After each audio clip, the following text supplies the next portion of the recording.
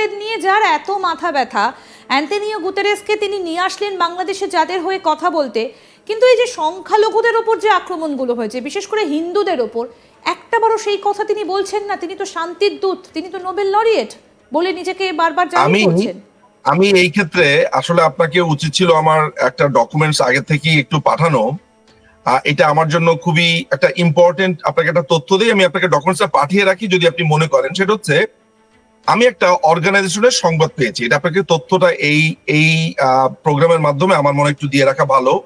আমি আপনাকে অলরেডি পাঠিয়ে দিয়েছি। সেটা হলো ইন্টারেস্টিং ঘটনাটা যেটা হলো সেটা হচ্ছে আরনা নামে, আরাকান রোহিঙ্গা ন্যাশনাল অ্যালায়েন্স নামে একটা দল গঠন করা হয়েছে, যেই দলে অদ্ভুতভাবে আপনার ডক্টর ইউনুসকে ভাইস চেয়ারম্যান করা হয়েছে, এবং সেটা 2022 সালে।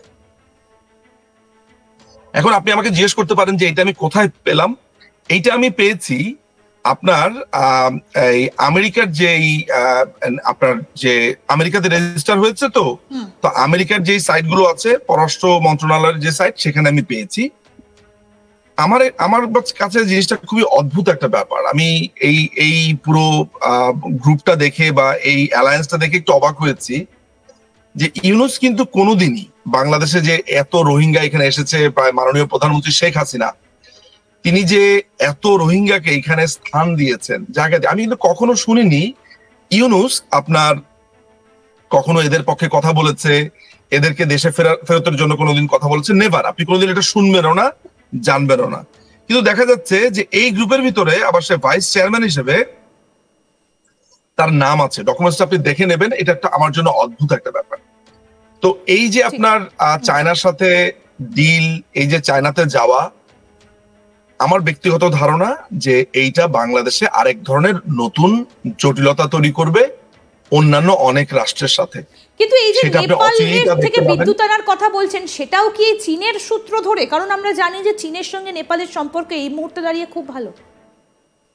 এক্স্যাক্টলি এইটা, এবং দুটো জিনিস আপনাকে মাথায় রাখতে হবে। একটা হচ্ছে যে নেপালের সাথে সম্পর্ক ভালো, নেপালের সাথে বিদ্যুৎ আনার কথা বলছে, এবং আরেকটা ইন্টারেস্টিং ব্যাপার হচ্ছে যে ইউনুস সরকারের কিন্তু এই অবৈধ ইউনুস সরকারের সাথে কিন্তু এই যে মিয়ানমারের যে বিদ্রোহী যেই গোষ্ঠীটা আছে তাদেরকে কিন্তু নানান ভাবে সহযোগিতা করে চলেছে, যেটা আরেকটা আন্তর্জাতিক অপরাধ।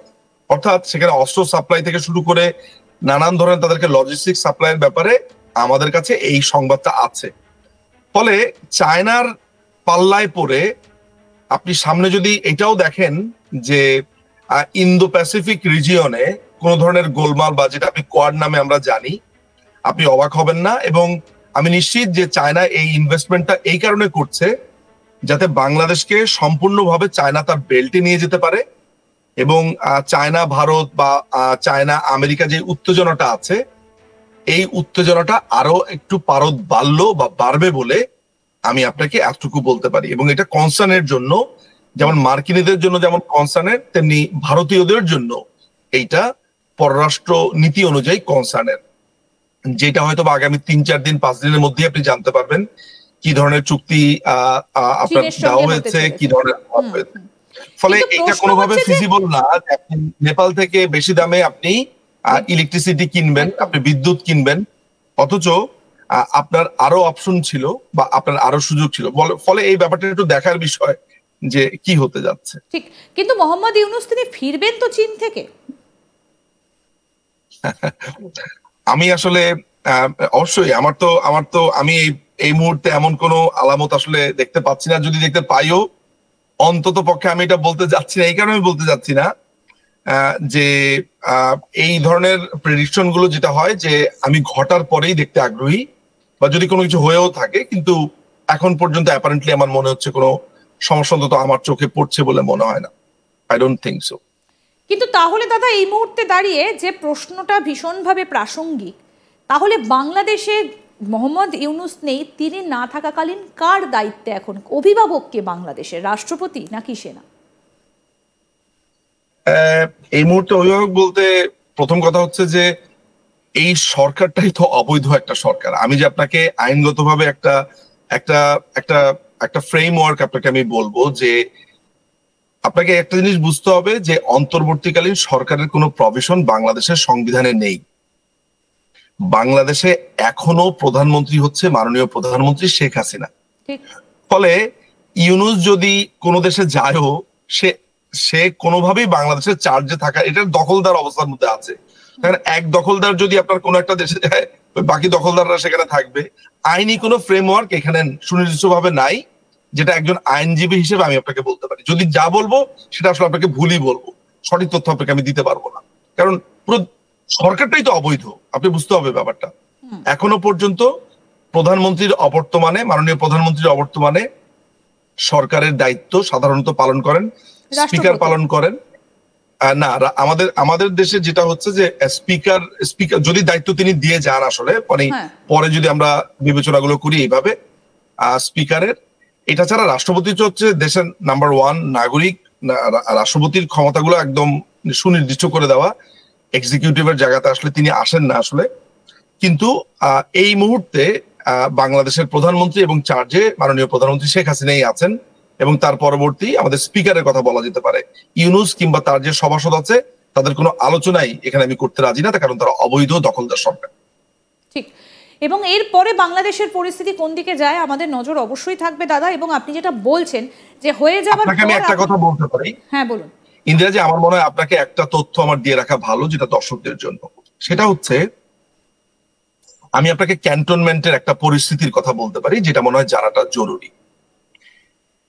ক্যান্টনমেন্টে একটা নজিরবিহীন সিচুয়েশন আছে। সেটা হচ্ছে যে বিশেষ করে জুনিয়র অফিসার যারা আছে,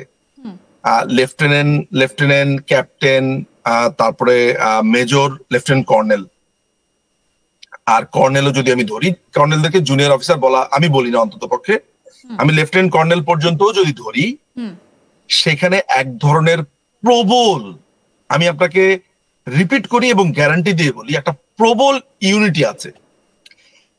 এই যে 24 তারিখে ওয়াকার সাহেব যে মিটিংটা করলেন অফিসার্স অ্যাড্রেসে, তিনি সেখানে জিজ্ঞেস করেছিলেন যে আমার প্রতি আপনাদের কি আস্থা আছে? সেখানে পুরো হল ভর্তি মানুষ তাকে সমর্থন জানিয়েছে। এই কারণে জানিয়েছে, কারণ একটা রাস্তার টোকাইরা এখন সেনাবাহিনী নিয়ে বলছে যে তাদেরকে উড়িয়ে দিবে, তাদেরকে দখল করবে, এবং খুবই অকথ্য ভাষাতে গালিগালাজ করছে, সারমেয় বলে গালিগালাজ করছে, এমন একটা ভয়ঙ্কর অবস্থা। ফলে সেনাবাহিনী এই জিনিসটা তার ডিগনিটির উপরে আঘাত কিংবা তার র্যাঙ্ক ব্যাচ টান দিয়ে, আপনি জানেন যে কোর্ট মার্শালে যখন কেউ অপরাধ সাব্যস্ত হয় তখন তার র্যাঙ্ক ব্যাচটা টান দিয়ে ছিঁড়ে ফেলা হয়। এটা এক ধরনের শাস্তি বা অপমান হিসেবে এটা করা হয়। ফলে সেনাবাহিনীকে অনেকটা চর দিয়েছে, এই টাইপের একটা পরিস্থিতি তৈরি করে ফেলেছে এই দখলদার বাহিনী। ফলে আপনি যে আমাকে শুরু থেকে